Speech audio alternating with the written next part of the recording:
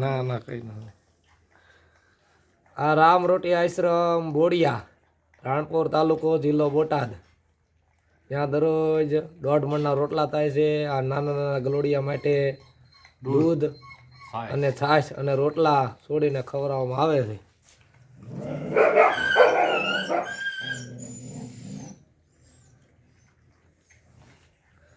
કથા કરે કાગડા અને સમજાય વિનાના ભજન કરે ભૂત.